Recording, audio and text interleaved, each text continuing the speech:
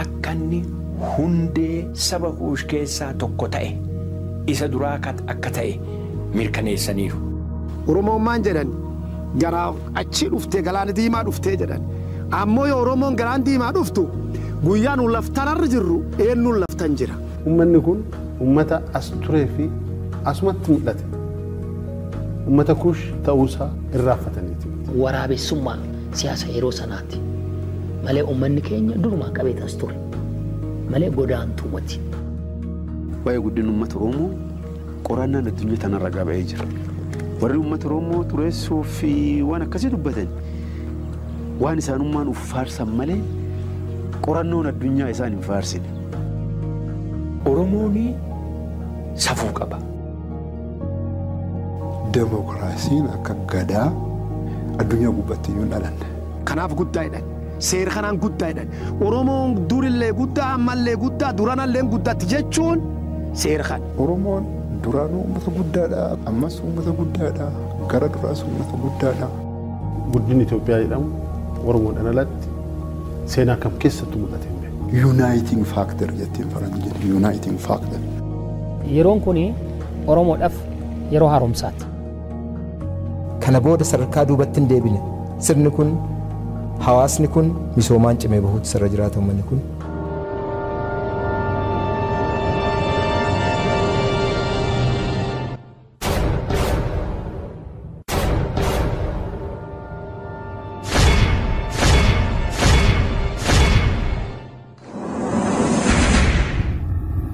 Maddi dhaloota Oromoo damee hortee kuush irraa tokkodha.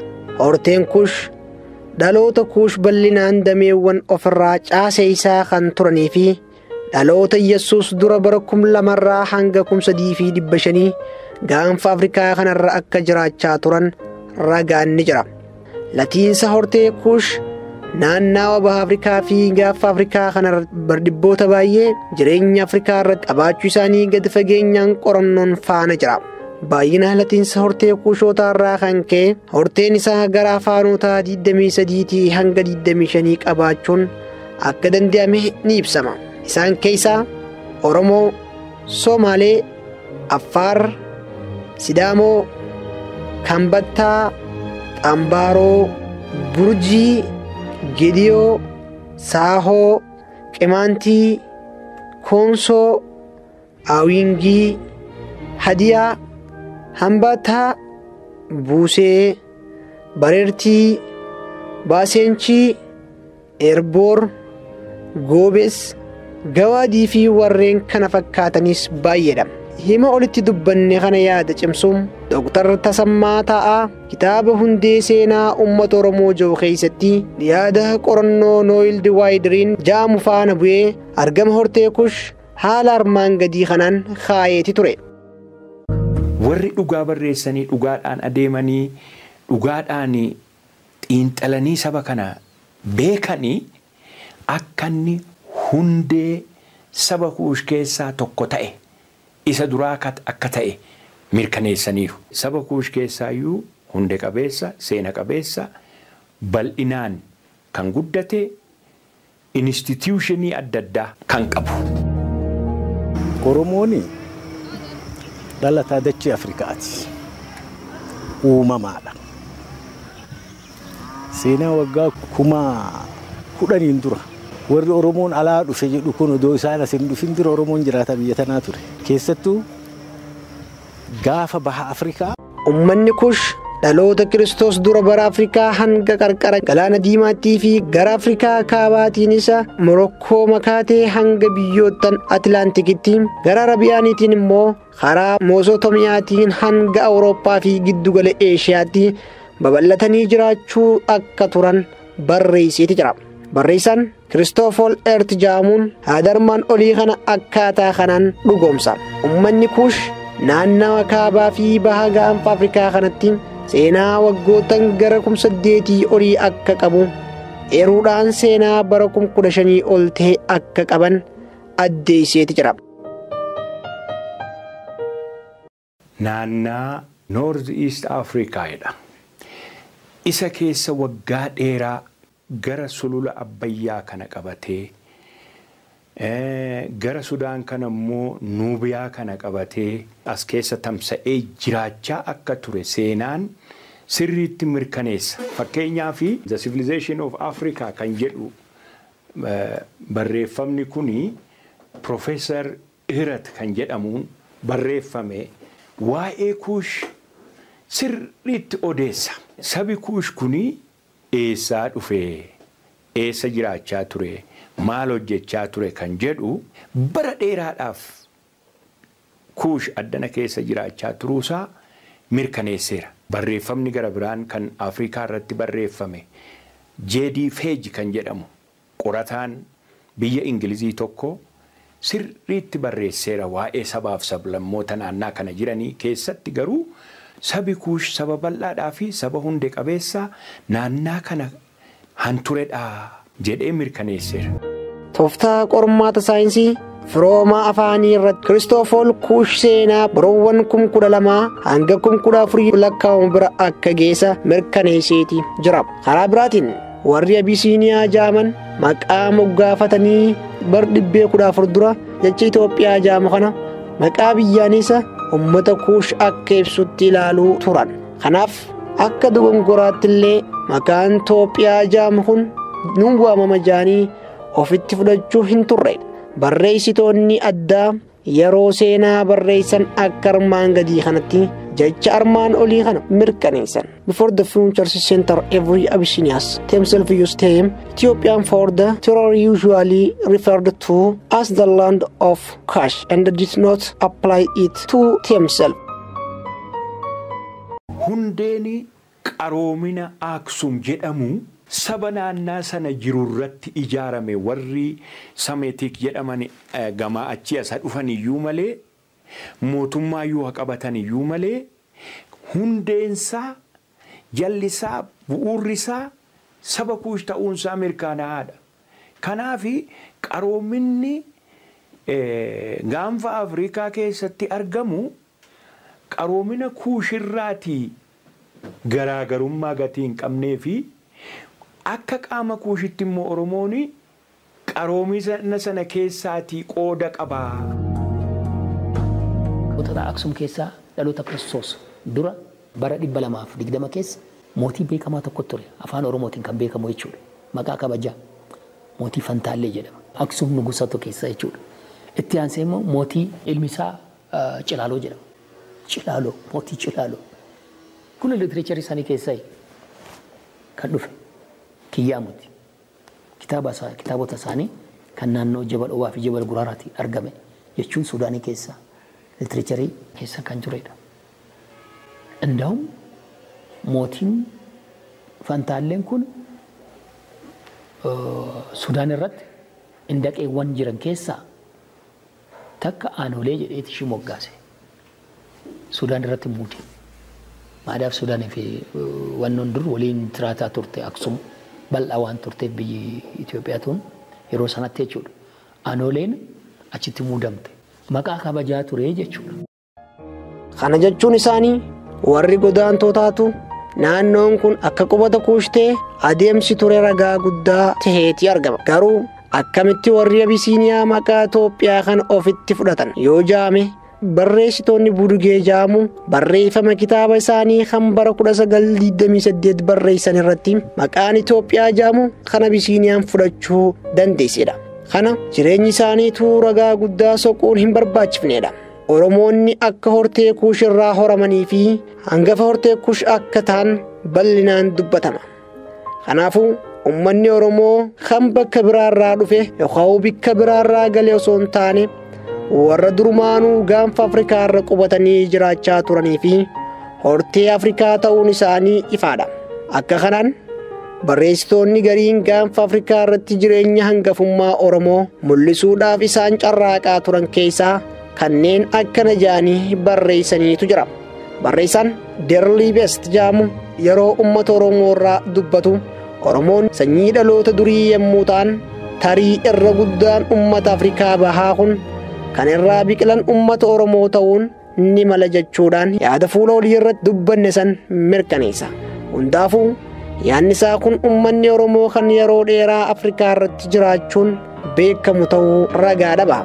Barreessitoonni biraa kan uummata Oromoo sabummaadhaa fi qubsuma gaafa Afrikaa kanarratti seenaa dheertuu qabaachuu isaanii kan ibsanis uummanni Oromoo bara 5,000 irraa hanga bara 7,000 dura gaanfa Afrikaa irra turuu isaanii raggaasisaniiti jiran.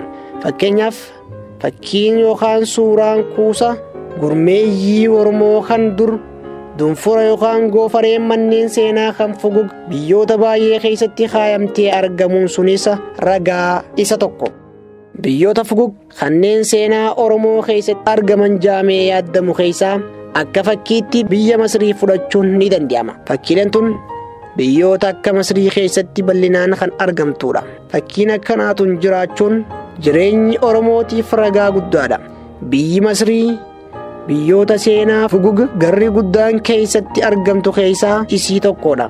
Kanaafuu kutaa Masrii keessatti Selaambik yookaan magaalaa Oksur jaamtu keessatti argamti. Fakkiileen tunis akkuma uummattoota biroo fakkii uummata Oromoo kan yeroo sanii dhaaba manaa irratti kaafamtee jirtudha. Aleksaandar inni Giriikii duula gaggeessin wiirtuu aadaa ummata Kush kan ta'e Aleksaandiriyaa yoggaa weeraruu qabeenya firoonotaa yookaan kan Kushotaa kan ta'e sammuun guddaan fi beekumsi guddaan diimokiraasii qorannoo addunyaa beekumsa lafaa fi bosonaa kan qabdu Royal Academy Kushotaa saaman keessattuu Aristootil barsiisaa Aleksaandar ture qabeenya sanachumaa dugugee fudhatee Ateensis fudhatee deeme. Beekumsa Kushotaa san maal godhe kiyyaa jedheeti an Giriikotaati jedheeti fudhate saame jechuudha. Isa booda beekumsi Giriikotaa ol ka'aa deemee Awurooppaatti dispaachii ta'e. Oromoonni uummata durirraa hanga har'aatti baay'inaan beekamanii jiraachaa turan ta'uu isaanii rageessuudhaaf kitaabni Nabi Muusaa irratti bu'e kan Tawraat jaamu keessatti Araam jaamuudhaan kan dubbatame san uummata Oromooti kan jedhu bira ga'ameeti jira. Kanumaan himaarmaan olitti jaamee kana kan deeggaru ammas Quraana Islaamaa kan Nabi Muhammad irratti bu'e Furqaan keessatti Suuratul Fajri ayata 7 irratti Araam jaamanii ayata Quraanaa keessatti warri waamaman sun uummata Oromoo akka ta'an mirkaneessan. Yaada armaan olitti arame kanaaf ragaa guddaa kan ta'uu danda'u yaada Dr. Hassan Atturaabii hahichi biyya Suudaan kan hayyoottan ammayyaarraa kurna isaan lakkaa'amu kun bara 1991tti ciminaa fi jireenya uummata Oromoo durii akka kanaan addeessaniiti jiru. Uummanni Oromoo bara durii akka mootummaa cimtuu qabaachaa turanii fi olaantummaa gaanfa Afrikaa irratti qabaachuu isaanii ibsaniiti jiran. Isaan kun deebi'anii akka armaan gadii kanatti ragaa dhiyeessaniiti jiru. Yeroo jalqabaatiif akka mootummaatti qindeeffamee hawaasni uummata Suudaan sayyoo fudhannu mootummaa Oromootu dursee ijaare jedhan. Hima isaa itti fufuudhaan uummanni Oromoo mootummoota uummata Suudaan ijaaruuf gahee guddaa akka gumaachan ibseeti jira. Deeggarsi isaanii otuu gargar hin dhaabin hanga maayyiitti biyyi Suudaan keessatti qubsuma Wiliyaat Luwiisaa jaamtutti ijaarsa unkura mootummaa tokkoon qindeessanii turan ji'a. Naannoo Wiliyaat Luwiisaan jaamtu tun qubata biyya Suudaan keessaa qubsuma yookaan kutaa 6 iddoo walakkeessituudha. Akka eerame kanatti hawaasni uummata Suudaan waan Oromoon bu'uureeffamaniif jecha galata gurguddaa uummanni Oromoo akka dhaloota Suudaan biraa qaban Hassan Alturaabiin ibsaniiti jiru. Yaanni olitti beekaan Suudaan Hassan Alturaabiin kaayame kun eegalli uummata Suudaan kan mootummaatti bu'uurtee kan ijaarte Oromoodha. Kan isaan jaan sun karaa booraa fi lixaa kanatti Oromoonni akka cimina qabaachuu turan kan ibsuu fi yaada armaan olii waliin kan deemudha.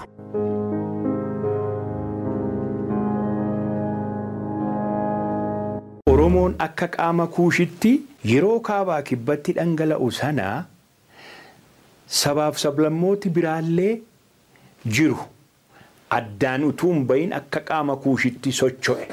Yeroo sana Profeesar Hirat kan jedhamu kuni Konsoo fi Oromoo akka walitti dhiyeenya qabaniitti barreessee ture. Bara dhaloota Kiristoosiin dura bara 3,500 dura jedha. Konsoo Oromoo jedhamanii warri jiraachaa turanii sa'a horsiisanii jiraachaa turanii gara dhoha Rift Valley jedhamu kana isa gubbaadhaa ka'ee goodaa ga'u kana sulula sana qabatanii gad dhangala'anii jedha. Konsoo Oromoo jedhamu akka yuunitii tokkootti jedha akka tokkootti. Oromoon saboota kaaba baha Afrikaa keessa jiran wajjiniin walitti dhufeenya afaan, aadaa, bifarree walitti dhumsa guddaa qaba. Saboota Marawee keessa jiraatan, Sudaan, Nubiyaa keessa jiraatan, Eritraa keessa jiraatan, Itoophiyaa keessa as jiraatan, Jibuutii, Somaaliyaa, Keeniyaa keessa jiraatan wajjiniin hamma dhaqeetoo Wagaandaa, waa Tuusii, waa Hoomaa jedhameetoo hamma biyyoota handara lafaa jechuudha hamma dhaqeetoo Madagaskar ka'utti bifaanis aadaadhaanis afaaninis walitti dhumsa guddaa qaba. Kaaba fi baha Afrikaa uummata jiraatan wajjiniin jechuudha Oromoon jechuudha. Laga Xaanaa jechuun guddaa. Afaan Oromooti Xaanaa jechuun. Xaanaa jechuun waan guddaa jechuudha. Waan cimaa guddaa bal'aa jechuudha. Asis naannoo Gojjam keessa kan jiru hara Xaanaati. Harri Xaanaa sun Oromoo tokko batee kan jiru Oromoota Maccaati karaa kibbaatiin kan jiru. Warra Guduruuti, warra Jaawii, Oromoota Jaawii. Daa'imni Jaawii Shimalsiin jedhu Gondar keessatti warra dhedheerota warra Jaawii jechuudha. Naannoo san kan jiru warra Maccaati. Baar Daar naannoo sun maali maqaan ishii jedhamte? Dhimmicha waradaa jedhamte ammayyuu. Xaanaan sun achi jira harri guddaan. Lagni guddaan immoo Keeniyaa keessa jira. Laga Xaanaa jedhama. Laga guddaa Atlantic Indian Ocean kan galu jechuudha. So amma sitti qubateeti kan jiru Oromoon amma Arushaatti qubateeti kan jiru isaanuu Boorana sanyii Booranaati. Kana dhaqxanii laaluu abbaan fe'ee hin danda'a dhugaan jirus kana.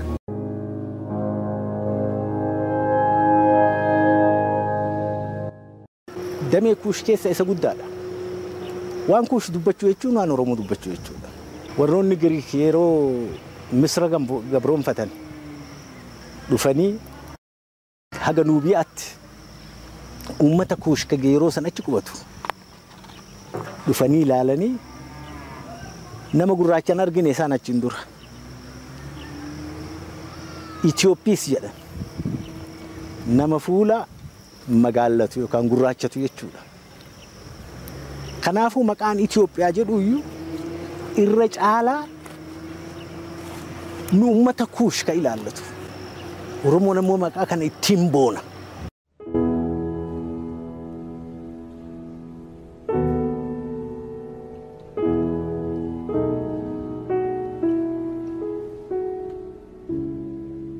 Kabajamtoota dhaggeeffattoota keenya madda dhaloota Oromoo ilaalchisee horfiin isin biraan gahaa turre kutaan takkaffaan kana fakkaata. Torbaan itti fufa.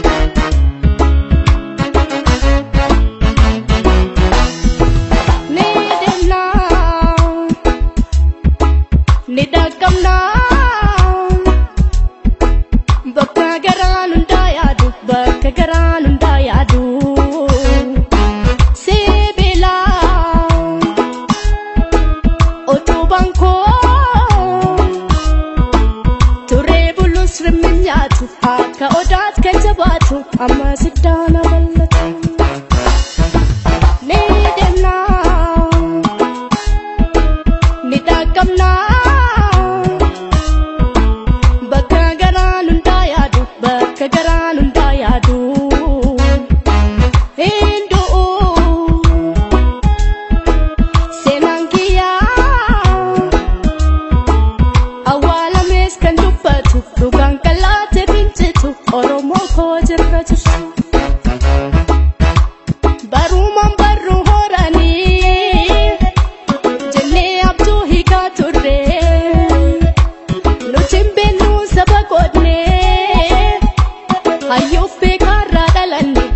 sobaan feenu dinee lammii arjaa hundaaf yaadu isaa cimaa cabsee laatu jireenyi kun sin fakkaatu kun qabsoodhaa jalaa baatu tokkummaa.